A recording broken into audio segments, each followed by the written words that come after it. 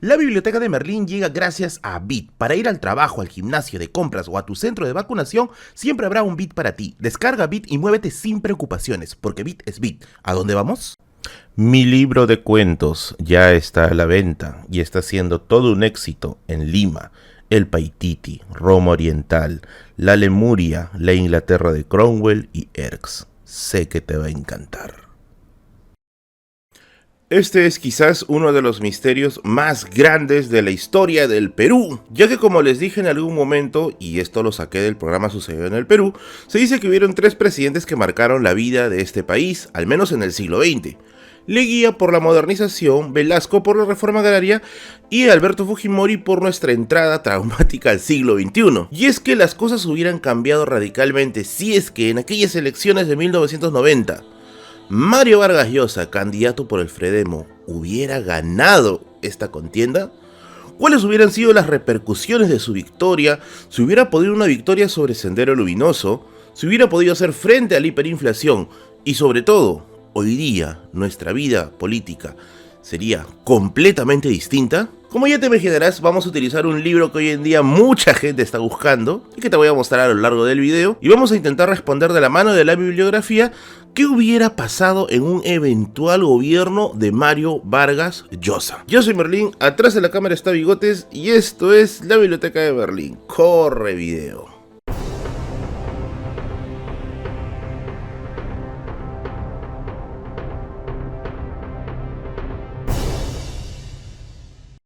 En primer lugar, hay que centrarnos en algunos puntos muy interesantes de esta campaña de los años 90. Y es que Alberto Fujimori es considerado un outsider de la política peruana, o sea, una persona que no viene del establishment, sino que viene de un contexto completamente distinto, en este caso como un rector. Y su victoria cambia completamente las reglas del juego político peruano. Dentro del marco temporal de nuestro universo, esta frescura de candidato hace pues que tenga una presencia mucho mayor que la que inspiraba a Mario Vargas Llosa, que era pues algo que recordaba al viejo régimen de los clásicos partidos políticos.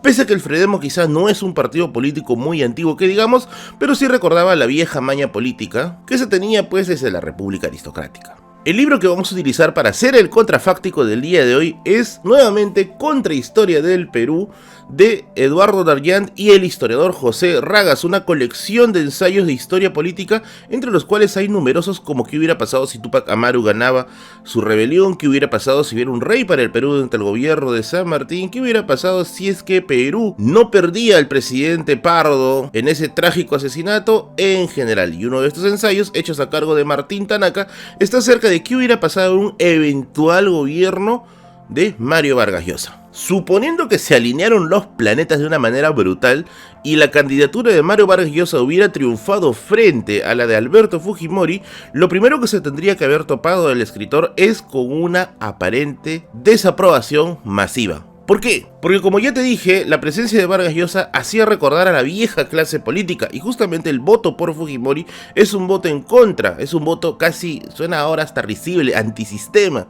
Y es que con la entrada de Vargas Llosa al poder, lo primero con lo que va a tener que lidiar el escritor es con su tremenda antipopularidad. El Fredemo no conectaba muy bien con las masas. Y esto lo vamos a ver más adelante. En lo que sí se podría decir que tuvo un relativo éxito fue en su proceso de privatización, o sea, reducir la carga del Estado en cuanto a materia económica y poder con esto aligerar sus responsabilidades encargándoselo a terceros. Esta política de la liberalización de la economía no es algo nuevo que sucede exclusivamente en Perú. De hecho, puede ser alabable o criticable, pero no sería muy correcto decir que solo sucedió en el Perú, como a veces por ahí suele escuchar, ya que es una tendencia que se comenzaba a hacer en varios países, era como que el privatization reto, algo así. Por ejemplo, tenemos el de Paz Estenssoro en Bolivia, el de Carlos Menem en Argentina y el caso de Fernando Cardoso en Brasil. La tendencia a la privatización y la liberalización de la economía para reducir las tasas de inflación era una tendencia que hoy en día está comenzando a ser quizás un tanto vista de otro modo. Eso ya daría motivo para otro análisis junto, de dicho sea de paso, con un análisis económico a profundidad.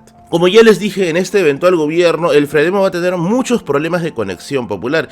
Y es que la vinculación del Fredemo no va a estar tanto con la gente o con las masas, sino va a estar con los círculos empresariales. Lo cual nos lleva a un grave dilema, que es el dilema de quién va a acabar todo esto. ¿Por qué? Porque el Perú se puede componer de inflación, terrorismo y corrupción en solo 5 años de elecciones. Y aquí es donde Tanaka explica algo que a mí me pareció muy novedoso, el problema de la reelección.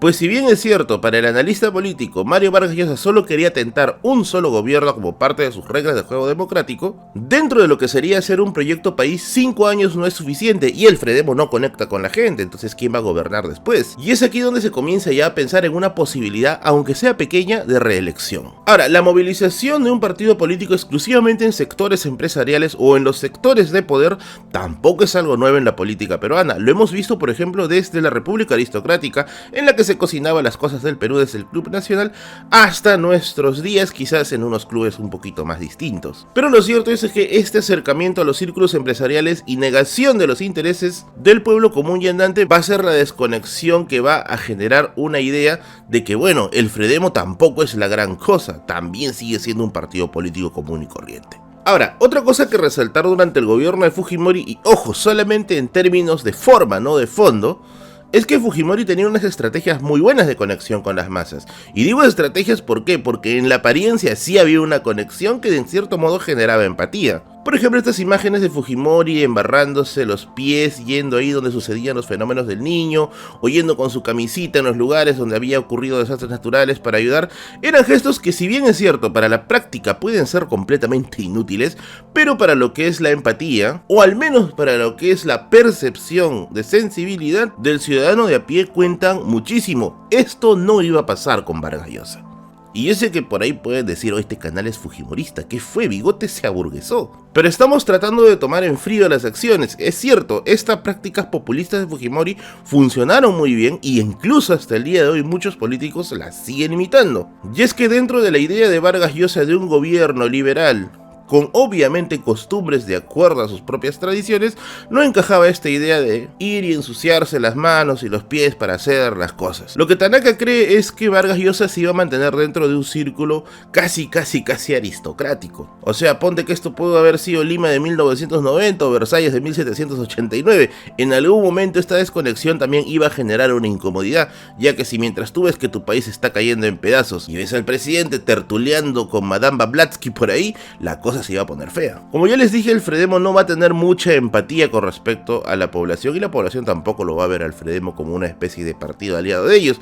Quizás una solución para Vargas Llosa hubiera sido crear una institución similar al Cinamos, que se hizo durante la época velasquista. Y sobre el Cinamos tengo información que les puede interesar, y si quieren saber qué es el Cinamos, denle like a este video para hacer un futuro video sobre esa institución. Con respecto a las políticas terroristas, mucho se ha dicho de que probablemente Vargas Llosa no hubiera podido acabar con el terrorismo, ya que se necesitaba mano dura, ya que se necesitaba combatir fuego por fuego. Lo cierto es que para Tanaka esto no es así, ya que probablemente lo que hubiera hecho Vargas Llosa es la misma estrategia que se hizo durante los años 90, utilizar servicios de inteligencia para poder ubicar cabecillas y trabajar de la mano junto con las rondas campesinas para poder también eliminar núcleos de subversión. Este trabajo conjunto iba a asegurar tarde o temprano la caída del cabecilla y de los posteriores líderes de la organización de Sendero Luminoso. Pero aquí es donde viene una apreciación sumamente interesante. Como ya sabrás, la lucha contra el terrorismo no solamente viene desde las épocas de los 90, se vino ya al menos desde las épocas de Alan García, e incluso algunos apuntan hasta de las épocas de Belaúnde, donde hubieron algunos excesos militares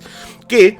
Aquí es donde vienen las palabras de Tanaka. Vargas Llosa probablemente no hubiera tenido la fuerza suficiente o la firmeza suficiente para condenar los actos de violación de derechos humanos que cometieron los militares en estos gobiernos anteriores. Esta debilidad de acusar a militares implicados en violaciones de derechos humanos le va a ganar enemigos, ya que se le va a percibir como un político más del montón, un político más de la vieja derecha, que encubre a sus aliados y que finalmente se convierte en un alfil más. Otra de las consecuencias obvias que señala Tanaka sería también que Vargas Llosa estaría consciente que tras ser presidente del Perú no podría ganar el Nobel. Y es que la tremenda contracampaña que se le iba a generar a raíz de sus acciones iban a ser lo suficientemente pesadas como para enturbiar por ahí las relaciones que tenía con la academia. Y es que esto le habría restado mucho poder o mucha importancia al menos para ser considerado el Nobel de Literatura, y bueno, Perú habría perdido su su primer Nobel aquí. Como ya les dije, tras unos años de gobierno y haber logrado algunos cambios, el cambio aún no se había hecho a profundidad,